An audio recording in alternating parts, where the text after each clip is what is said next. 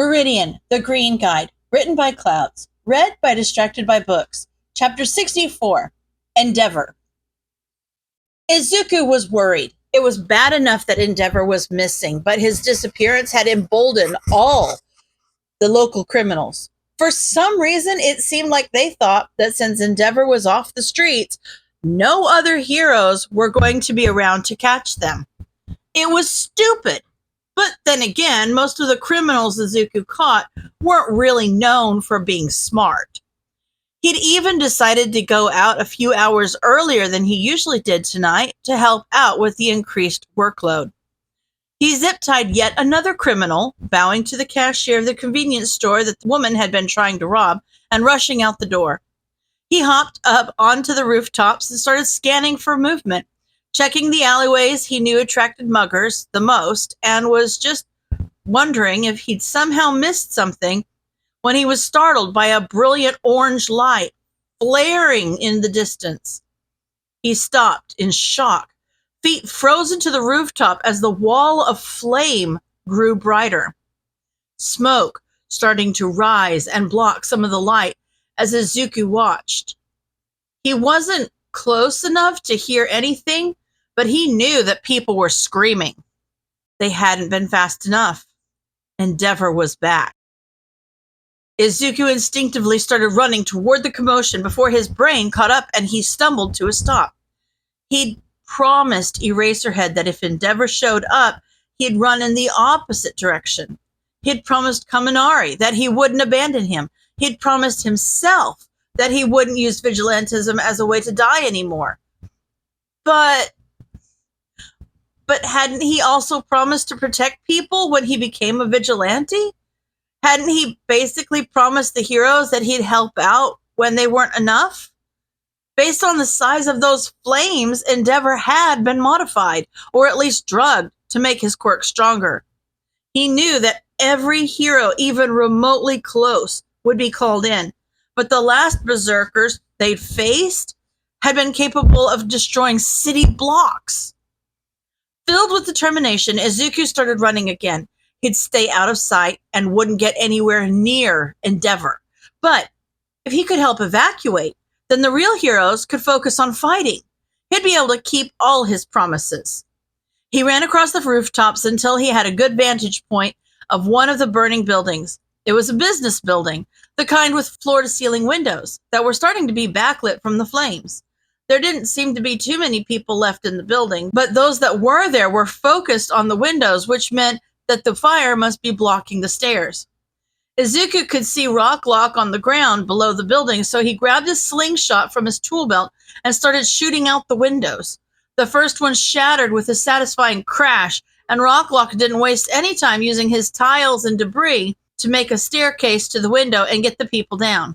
Izuku kept breaking windows until Rocklock got everyone out, then ran to find other people to save. Some buildings, Izuku just helped by breaking the windows. Others, he ran inside and helped get people out. Sometimes he had to shoot some marbles at people to stop them from looting the local businesses and get out of there. Didn't they know how dangerous staying around was? Viridian! Amplifier's voice echoed over the chaos, and Izuku stopped. He tried not to shuffle awkwardly as the civilians around him turned to look as he was called out.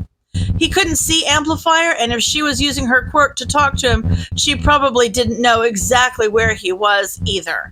So why ask for him specifically when there were so many other heroes around? Viridian, if you can hear me, you are the Berserker's target. Get out of the area as soon as possible. Heroes, pass along the message, please. Despite the fires roaring all around him, Izuku felt like he'd just been doused in ice water. He was the target?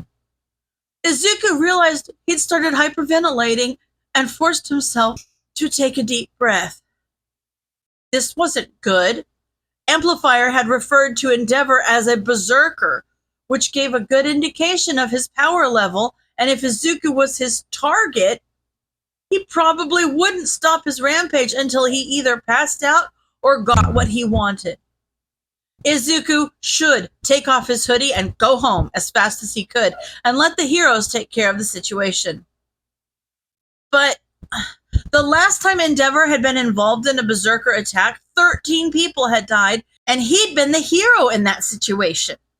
Izuku couldn't let people die tonight just because he was being selfish and was too afraid to fight. He started running, focusing on getting to the place where the flames were the most intense, a mental map forming in his head alongside his list of Endeavor's weaknesses, hoping that whatever experiments the villain factory had done to him hadn't changed those too much. Endeavor's main weaknesses, of course, was his own quirk and his tendency to ignore his surroundings. He had a high collateral damage rate because he didn't tend to care what was around him as long as he took care of the villain, and his fights tended to end rather quickly, even more so than heroes like Ingenium, who were focused on speed. At first, Izuku had thought that was because he was trying to have the best incident resolution rate, and that was certainly a part of it. The faster Endeavor beat one villain, the faster he could move on to the next enemy and the next arrest. But in the research Izuku had done since Eraser had told him that Endeavor was missing, he discovered another reason for the short fights. Endeavor had a tendency to overheat. Like most flame users, Endeavor had a good amount of heat resistance, but he didn't have heat immunity. As with every quirk, there would come a point where Endeavor's flames would turn on him, and he'd start getting heat exhaustion. If he kept fighting past that point, he would get weaker and more dehydrated until he eventually, theoretically, passed out. Not that Izuku planned on still fighting him past that point. No, basically what he was planning was a giant game of tag mixed with hide and seek. He'd started being a vigilante by just running, after all. Izuku could hear both Amplifier and Present Mic yelling by the time he saw Backdraft fighting the fires. He hesitated for a split second before deciding that there was pretty much no way Backdraft would remember one stupid kid from almost 10 months ago and ran up to him. What areas have already finished evacuating? 2nd Street and the warehouse. Backdraft did a double take as he realized who he was talking to. What the hell, kid? Didn't you hear that you're the target? Get out of here! Izuku shook his head. We need to get him away from the civilians and keep the fight to unpopulated areas, hopefully without a lot of water. You said the warehouse district has already been evacuated, right? I'll lead him along second and take him there. Have any heroes that aren't focused on rescue follow us. Kid! Izuku ignored him as he started running. Backdraft tried to use his water spurts to knock Izuku off his feet, but he simply rolled and kept running. Soaked, but otherwise none the worse for wear. At least the water would form another layer of protection from the flames, right?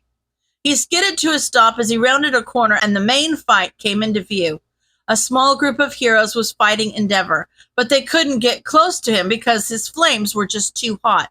At first glance, Izuku could see Present Mic and Ingenium at the very least, but it looked like Amplifier had switched to focusing on evacuation and left the main fight to those with more powerful quirks. Endeavor himself was growling and seemed to be trying to do the most damage he could and kept shooting bursts of flame towards both the heroes and the civilians that were still struggling to evacuate.